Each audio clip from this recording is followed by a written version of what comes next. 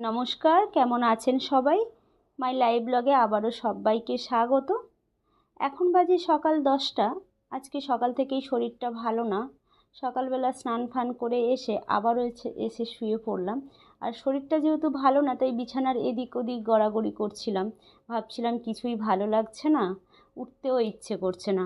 যেই 11টার ঘরে ঘড়ির কাঁটা গেল, সেই ওপার থেকে শুনতে পেলাম, কি শুয়ে থাকলে চলবে? 11টা তো বাজতে যায়, খাওয়া দাওয়া কি হবে না? আজকে দুপুরে কি সবার খাওয়া দাওয়া বন্ধ? এই কথা শোনার পরে উঠে চলে আসলাম বিছানা থেকে রান্নাঘরে। এটা তো প্রতিদিনেরই কাজ আছে। যতই শরীর খারাপ থাকুক না কেন, সংসারটা আমাদের, কিন্তু কাজ করতে হবে তোমাকে। এটাই হচ্ছে মেয়েদের বাস্তবতা।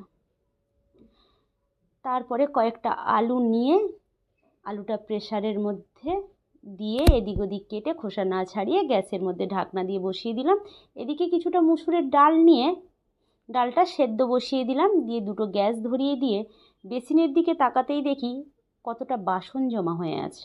ভাবলাম ফেলে রেখে লাভ কি, এটা তো আমাকেই করতে হবে, করার মতো কেউ নেই।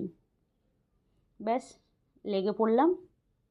ওদিকে ডাল সেদ্ধ আলু সেদ্ধটা যত সময় হচ্ছে, তত সময় বাসনগুলো মাজার জন্য প্রস্তুত নিয়ে বাসনগুলো মাজা শুরু করে দিলাম। কি জানেন তো, এখন খুব মায়ের কথা মনে পড়ছে, খুব মিস করছি মাকে।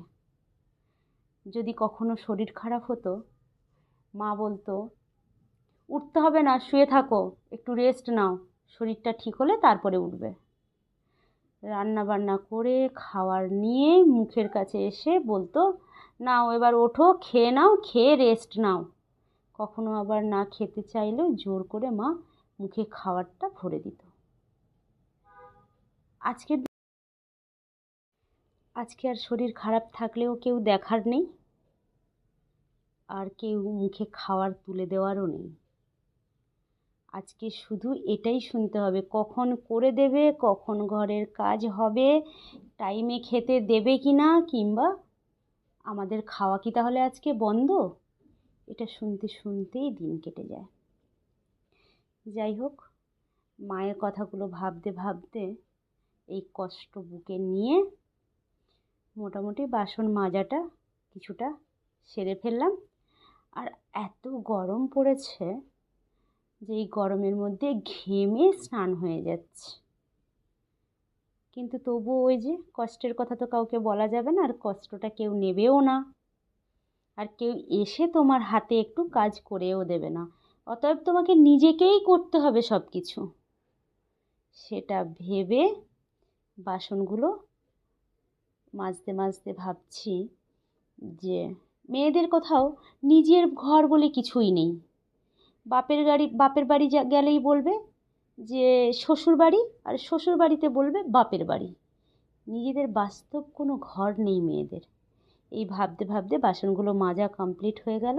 আর এদিকে ডাল সেদ্ধ হয়ে কিছুটা ডাল গ্যাসের মধ্যে পড়েও গেল। ওই যে শরীর না ভালো থাকলে, মন না ভালো থাকলে যা হয়।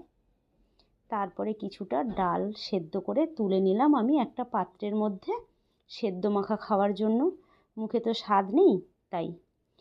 আর বাদবাকি ডালটা জল দিয়ে ফুটিয়ে নামিয়ে নিলাম।